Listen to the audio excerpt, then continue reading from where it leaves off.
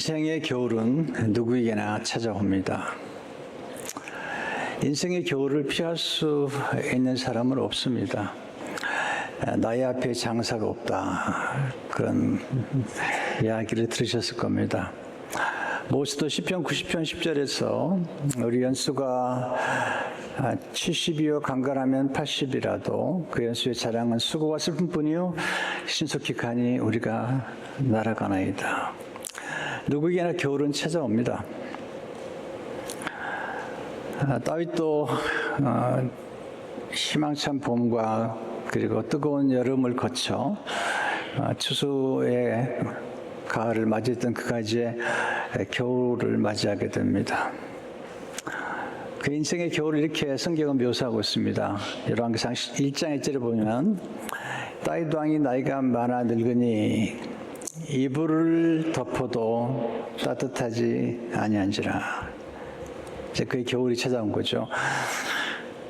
다윗이 스스로 죽을 날이 임박한 걸 알고 이제 솔로몬에게 유언을 남깁니다. 열왕기상 2장 1절을 보게 되면 다윗이 죽을 날이 임박함에 그의 아들 솔로몬에게 명령하여 이르되 내가 세상 모든 사람이 가는 길로 가게 되었노니 너는 힘써 대장부가 되고. 2절 다시 보시면 내가 이제 세상 모든 사람이 가는 길로 가게 되었노니. 우린 다 죽어요. 또 우리가 장례식에 참여할 때마다 관에 누워있는 분을 보면서 안타까워하지만 아무도 그런 생각하지 않을 것 같아요. 나도 어느 날 저 관에 들어갈 거라고 생각하지 않습니다. 만약에 나도 저 관에 들어갈 거라고 생각한다면 삶은 반드시 달라질 것입니다. 하루하루가 소중하고 그리고 어떻게 살 것인가를 생각하게 될 것입니다. 다윗은 그의 생의 마지막을 맞이하게 됩니다. 다윗의 겨울에 중요한 것은 그의 왕권을 누구에게 넘길 것인지, 또는 어떤 유산과 유언과 유업을 남긴 것인지 우리가 배우는 것이 중요한 것입니다. 오늘 배우는 첫 번째 교훈은 인생의 겨울에 바통을 잘 넘겨주는 것이 지혜입니다. 어릴 적에 릴레이 게임을 한 적이 있습니다. 주로 400m 릴레이 경주를 하는데 바톤을 잡은 사람이 뛰죠. 그리고 바톤을 넘겨주죠. 또 바톤을 잡은 사람이 또 뛰게 되어 있습니다. 중요한 것은 누구에게 바톤을 넘겨주느냐가 중요한 것인데 다윗이 솔로몬에게 바톤을 넘겨주기로 선택합니다. 되게 쉬운 일이 아닙니다. 분명히 다윗의 마음속에 솔로몬이 있었고 하나님이 그렇게 정해 주셨지만 변수가 생겼습니다. 압살롬이 반역을 했고요. 압살롬이 죽었습니다. 압살롬의 동생 아도니아가 또 스스로 높여서 왕이 되려고 하는 것입니다. 열왕기상 1장 5절 6절을 보게 되면 그때 핫깃의 아들 아도니아가 스스로 높여서 이르기를 내가 왕이 되리라 하고 자기를 위하여 병거와 기병과 호위병 50명을 준비하니 그는 압살롬 다음에 태어난 자요 용묘가 심히 준수한 자라 그의 아버지가 내가 어찌하여 그리하느냐고 하는 말로 한 번도 그를 섭섭하게 한 일이 없었더라. 아주 위험한 말이 나오죠. 스스로 높였다. 또 자기를 위해서 병거를 준비했다. 나중에 이 아도니아가 요압과 모의하고 그리고 제사장 아비아달과 모의해서 스스로 왕이 되는 자리까지 올라가는데 하나님 기뻐하지 않습니다. 그는 결국 죽습니다. 여러분, 지혜가 뭐죠? 지혜란 분별력입니다. 지혜란 자신의 위치를 아는 것입니다. 지혜란 자기의 능력과 한계를 아는 것입니다. 지혜란 하나님의 부르심을 아는 것입니다. 지혜란 무슨 일을 선택하고 결정할 때 먼저 하나님께 기도하는 것입니다. 지혜란 하나님보다 앞서지 않는 것입니다. 그런데 압살롬과 이 아도니아는 하나님보다 앞서갔고 그리고 기도하지 않았습니다. 그리고 그들의 능력과 한계를 몰랐던 것입니다. 여러분, 스스로를 높이는 사람을 하나님 기뻐하지 않습니다. 또 자신의 한계와 능력을 알지 못하는 것은 어리석은 것입니다. 겸손한 사람은 자신의 능력과 한계와 이치를 알고요. 하나님은 그런 사람들을 또 높여서 무한한 잠재력을 극대화시켜 주시는 것을 보게 됩니다. 압살롬과 아도니아가 반역을 도모하고 또 모의를 꾀할 때 기도하는 적이 없거든요. 이 소식을 들은 나단이 밧세바에게 얘기하고 바세바가 왕께 나가서 아도니아가 지금 왕이 되는 일을 도모하는 걸 아십니까? 그때 다윗 왕이 밧세바에게 분명하게 얘기해 줍니다. 열왕기상 1장 30절에 보면 내가 이전에 이스라엘의 하나님 여호와를 가리켜 내게 맹세하여 이르기를 내 아들 솔로몬이 반드시 나를 위해 왕이 되고 나를 대신하여 내 왕이 앉으리라 하였으니 내가 오늘 그대로 행하리라. 그래서 급히 지금 모의를 꾀하는 아도니아가 왕이 되려고 하는 그 순간이기 때문에 급히 이제 솔로몬을 왕으로 세웁니다. 열왕기상 1장 32절 35절을 보게 되면 다윗 왕이 이르되 제사장 사독과 선지자 나단과 여호야다 아들 분야를 내 앞으로 부르라니 그들이 왕 앞에 이른지라 왕이 그들에게 이르되 너희는 너희 주의 신하들을 데리고 내 아들 솔로몬을 내 노새에 태우고 기온으로 인도하여 내려가고 거기서 제사장 사독과 선지자 나단은 그에게 기름을 부어 이스라엘 왕으로 삼고 너희는 뿔나파를 불며 솔로몬 왕은 만세소를 합석하고 그를 따라 올라가라. 그가 와서 내 왕위에 앉아 나를 대신하여 왕이 되리라. 내가 그를 세워 이스라엘과 유다의 통치자로 지명하였느니라. 이 모의가 있으니까 급히 이제 결정을 해서 원래 계획된 대로 솔로몬을 후계자로 삼는 것을 보게 됩니다. 누구에게 바톤을 넘기느냐가 중요하죠. 모세는 여호수아에게 바톤을 넘겼고요. 엘리야는 엘리사에게 바톤을 넘겼습니다. 사도 바울은 그의 영의 아들 디모데에게 바톤을 넘겼습니다. 지혜란 다음 세대를 생각해서 바통을 잘 넘겨주는 것입니다. 바톤을 넘겨받은 사람의 특징이 하나 있습니다. 그들은 바톤을 넘겨줄 때 주로 화평의 사람에게 넘겨주는 것을 보게 됩니다. 솔로몬의 이름은 히브리어로 셀로모인데 이 단어의 뿌리는 샬롬입니다. 평화의 사람.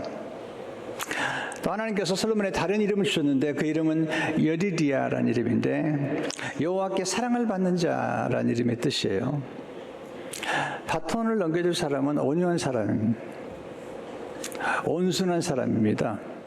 다윗은 굉장히 강력한 카리스마를 가졌던 사람이고 피를 많이 흘렸던 사람인데 하나님이 이제는 그렇지 않아도 된다. 솔로몬 같은 평화의 사람. 또 특별히 바통을 넘겨줄 사람은 지혜와 지식의 사람입니다.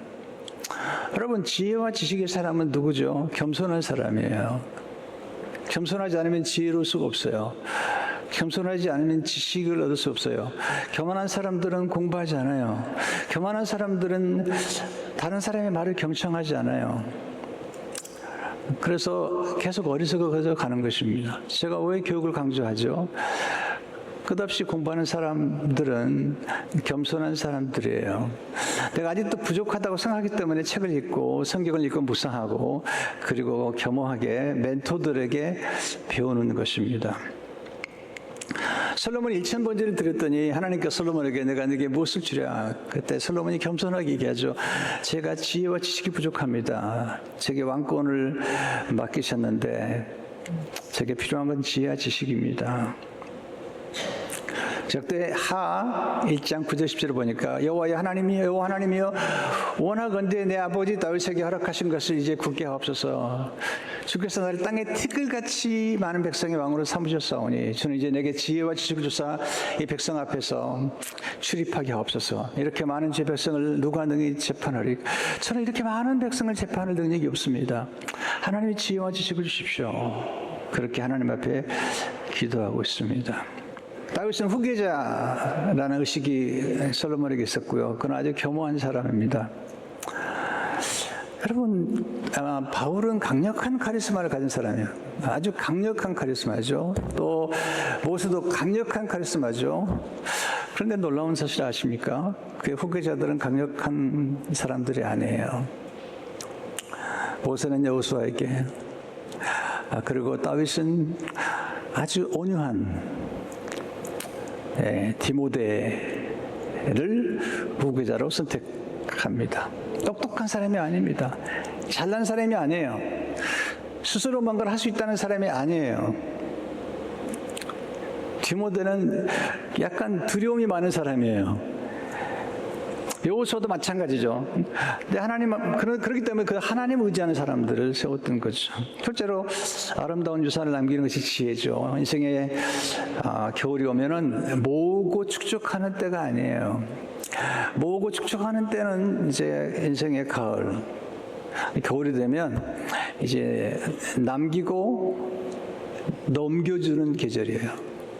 남기고 넘겨주는 계절이에요. 비우는 계절이에요. 그래서 우리가 가능한 이 다윗처럼 살아있을 때, 제정신 있을 때 유산을 남기고 유언을 남겨야죠. 어떤 유산을 남기는 게 좋을까요? 첫째로 신앙의 유산을 남기는 게 지혜죠. 하나님 믿는 신앙을 남겨야 됩니다. 여러분, 모든 걸 다 가져도 하나님을 갖지 않으면 그는 가난한 사람이에요. 그러나 모든 것을 다 갖지 않은 것 같아 보이지만 하나님을 소유한 사람은 정말로 모든 것을 소유한 사람이라고 해도 과언이 아닙니다. 근데 신앙의 유산을 남기는 게 뭘 의미입니까? 어떻게 신앙의 유산을 받은 사람들이 그걸 이어갈 수 있을까? 첫째, 담대한 마음으로 대장부가 되도록 권면해야 되겠죠. 2절에 보시면 내가 이제 세상 모든 사람이 가는 길로 가게 되었느니 임서 대장부가 되라. 이거 성숙한 사람 얘기하고요. 하나님 의지하는 가운데 대장부가 되는 거예요. 하나님 없이 영명을 바랄 수 없습니다. 그래서 하나님께서 여호수아에게 말씀하시죠. 두려워하니까 담대하라. 여호수아 1장 9절에 보니까 내가 내게 명령한 것이 아니냐. 강하고 담대하라. 두려워하지 말며 놀라지 말라. 내가 어디로 가든지 내 하나님 여호와가 너와 함께하니라 하시니라. 그래서 솔로몬에게 너는 담대하라. 온유하지만 담대하라. 둘째는 말씀을 따라 행하라. 그래야 사명 완수할 수 있다. 말씀을 따라 행하는 것. 그래야만이 사명을 완수해. 신앙의 유산을 남길 때 말씀을 따라 살아라. 사울 왕은 말씀을 버리잖아요. 다윗은 말씀을 사랑합니다. 그리고 그의 아들 솔로몬에게 말씀을 따라 살면 내가 형통할 거라고 얘기합니다. 열왕기상 2장 3절을 보게 되면 내 하나님 여호와의 명령을 지켜 그 길로 행하여 그 법률과 계명과 율례와 증거를 모세의 율법에 기록한 대로 지키라. 그래야면 내가 무엇을 하든지 어디로 가든지 형통할지라. 그래서 자녀들에게 하나님 말씀을 전해주는 것보다 더 중요한 유산은 없죠. 셋째, 하나님 언약을 신뢰할 때 사명할 수 있는데 솔로몬에게 얘기하죠. 내가 봐도 언약을 내게 넘겨주겠다. 언약을. 열왕기상 2장 4절에 보면 여호와께서 내 일에 대하여 말씀하시기를 만일 내 자손들이 그들의 길을 삶과 마음을 다하고 성품을 다하여 진실이 내 앞에서 행하면 이스라엘 왕이 오를 사람이 내게서 끊어지지 아니하리라 하신 말씀을 확실히 이루게 하시리라. 하나님의 언약을 전수해 주는 것. 하나님의 약속을 전수해 주는 것.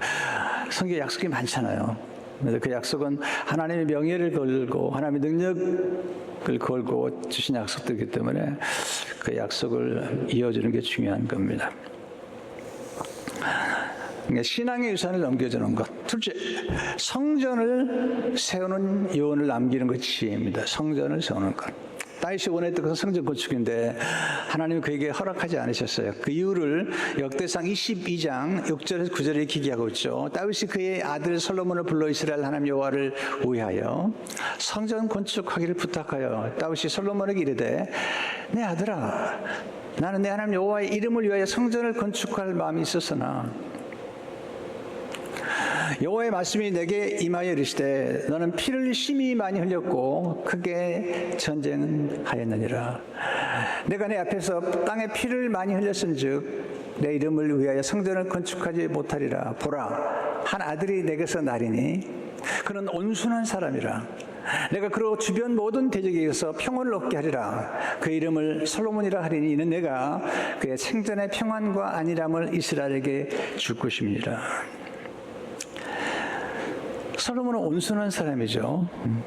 여러분, 온순한 사람은 약한 사람이 아니고요. 평화롭고 차분한 사람, 유순하고 부드러운 기질을 소유한 사람을 의미합니다. 다툼을 즐기지 않아요. 화평을 즐기고 고요함을 즐기는 사람, 안정과 평화를 가져오는 성품, 이게 중요한 것입니다. 다윗의 위대한 점은 뭐냐면 다윗이 본인이 성전을 건축하지 못하더라도 성전 건축에 필요한 모든 자원을 다 동원해서 솔로몬에게 넘겨주는 거예요. 이게 다윗의 훌륭한 점이죠. 우리는 자기 이름이 안 드러나면 뭐든지 안 하려고 그러잖아요. 내 이름이 드러나야 된다고 생각하잖아요. 솔로몬에게 다윗이 성전을 건축을 맡길 때 솔로몬에게 맡긴 모든 것들은 다윗이 준비하는 거예요. 자기가 볼 수 없는 거예요. 자기가 누릴 수도 없는 건데 미리 준비해 넘겨주죠. 이게 정말 너무 놀라운 것 같아요. 역대상 22장 14절의 16절을 보게 되면 내가 환난 중에 여호와의 성전을 위하여 금 10만 달란트와 은 100만 달란트와 녹과 철을 그 무게를 다 수 없을 만큼 심히 많이 준비하였고 또 제목과 돌을 준비하였으나 너는 더할 것이며 또 장인이 기술자들입니다. 내게 많이 있나니 그 석수와 목수와 온갖 일에 익숙한 모든 사람이니라.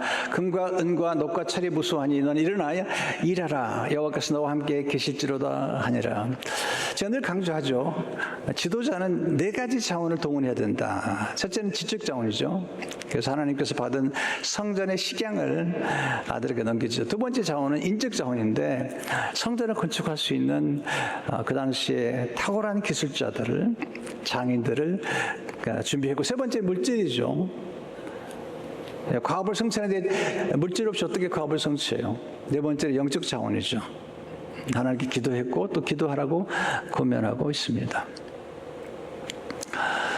다윗은 솔로몬과 그의 신하들에게 성심을 다해서 성품을 다해서 성전을 건축하라. 역대상 22장 19절에 보니까 이제 너희는 마음과 뜻을 바쳐서 너희 하나님 여호와를 구하라.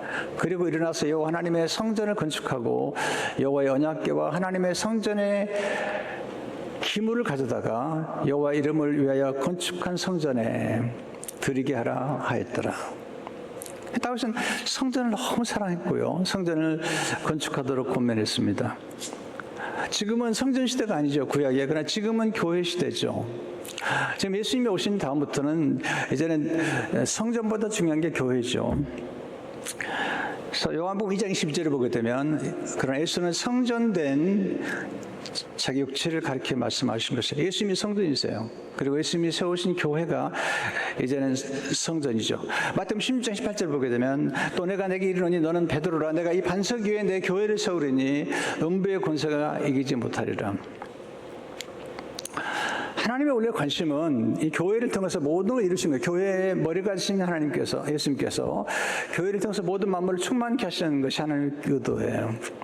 마지막으로 인생의 겨울에 끝마무리를 잘하는 것이 끝마무리를 잘하는. 다윗은 지혜로운 사람이죠. 세 가지를 얘기해요. 세 사람을 대해서 얘기합니다. 끝마무리를 하는. 첫 번째는 요압이죠.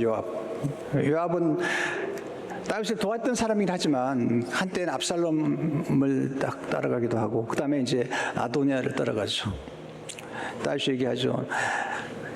나는 그를 품었지만 그 사람은 반역하는 사람이다. 이렇게 얘기하죠. 죽여라.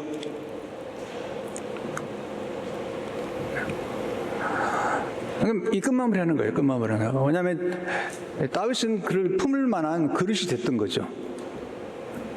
그렇지만 솔로몬은 아직 어리지 않느냐. 두 번째 시므이지, 시므이. 시므이가 다윗을 저주했어요. 돌을 던졌어요. 근데 다시 죽이지 않습니다. 압살롬의 반역으로 돌아올 때도 시므이가 와서 용서해달라니까 용서해 줍니다. 그런데 그 사람은 살려둘 사람이 아니거든요. 솔로몬에게 얘기했죠. 시므이를 조심해라. 그래서 솔로몬이 당장 죽이진 않아요. 예루살렘을 떠나면 일종의 말하면 가택연금 같은 거예요. 떠나면 죽이겠다는. 근데 종이 도망가니까 잡으러 갔다가 2년 만에 잡으러 갔다가 솔로몬에서 죽죠. 네, 이렇게 정리를 해줍니다. 끝마무리를 잘해주는 거예요. 근데 거기서 끝마무리만 하자는 게 아니고요. 세 번째가 중요한데 은혜를 베풀 사람을 알려줍니다. 내게 은혜를 베푼 사람에게 은혜를 베풀어라. 그게 바르실레라는 사람이죠. 열왕기상 2장 17을 보게 되면 마땅히 길앗 바르실레의 아들들에게 은총을 베풀어 그들이 내 상에서 먹는 자 중에 참여하게 하라. 내가 내 형 압살롬의 낯을 피하여 도망할 때 그들이 내게 나왔느니라. 압살롬의 그 낯을 피해서 도망갈 때 그때 진짜 아무것도 없이 머리를 풀고 그리고 눈물 흘리면서 맨발로 가는 길에 바르실레가 찾아왔거든요. 네, 왕의 침상과 왕이 드실 음식과 이불을 가지고 찾아온 거죠. 얼마나 감격스럽겠어요. 그래서 이제 돌아가는 길에 바르실레에게 얘기합니다. 제가 모시겠습니다. 이렇게 큰 은혜를 베풀었으니까 왕궁으로 돌아가십시다. 제가 모시겠습니다. 바르실레가 참 겸손합니다. 제가 한 건 아무것도 없습니다. 왕이시여, 제가 한 건 아무것도 없습니다. 지금 제 나이에 이제 제 나이가 80, 90이 넘어가는데 요즘 80, 90은 이제 젊은 나이지만 그 당시에 이 나이에 내가 먹어도 맛이 없고 자도 자는 것 같지 않은데 내가 왕의 짐밖에 될 수가 없습니다. 만약에 혹시 은혜를 베푸시려면 내 아들을 좀 돌보시면 어떻겠습니까? 그래서 바르실레 아들들을 데려갑니다. 그러면서 솔로몬에게 얘기하는 거예요. 솔로몬아, 바르실레 아들들에게 은총을 베풀어라. 하나님의 사람의 겨울은 끝이 아니라 새로운 시작입니다. 제가 이 마지막 설교를 치면서 다윗의 겨울을 보면서 다윗도 죽는구나. 열왕기상 2장 10절 11절을 보게 되면 다윗이 그의 조상들과 함께 누워 다윗성에 장사되니 다윗이 이스라엘 왕이 된 지 40년이라 솔로몬이 그의 아버지 다윗의 왕이 앉으니 그 나라가 심히 견고하니라. 바톤은 더 잘했죠. 근데 이제 솔로몬의 마지막 겨울이요. 문득 그런 생각이 딱 떠오르는 거예요. 머릿속에. 겨울, 아니, 저녁 노을 같다. 노을이요. 아침에도 노을이 있어요. 해가 뜰 때도 노을이 있습니다. 아주 아름답잖아요. 휘황찬란한데 저녁 지는 노을도 아름답잖아요. 근데 지는 노을은 아름답지만 쓸쓸해요. 다윗이 그 영광스러운 그가 아름답게 그렇지만 쓸쓸하게 사라지는 거죠. 너희 아셔야 됩니다. 다윗이 끝이 아닙니다. 네, 끝이 아니고 새로운 시작이죠. 하나님 나라에 가는 거고요. 그리고 다윗이 죽음으로 솔로몬이 시작됩니다. 새로운 역사가 시작됩니다. 엘리야가 죽으니까 엘리사가 시작됐고요. 바울이 죽으니까 디모데가 시작됐습니다. 하나님 놀라운 역사. 그리고 다윗이 죽은 지 1000년 후에 예수님이 오시잖아요. 복음의 시대가 되는 것입니다. 다윗은 지금도 살아있습니다. 여러분도 죽으면 죽지 않습니다. 영원히 살아있습니다. 60만 죽는 것이죠.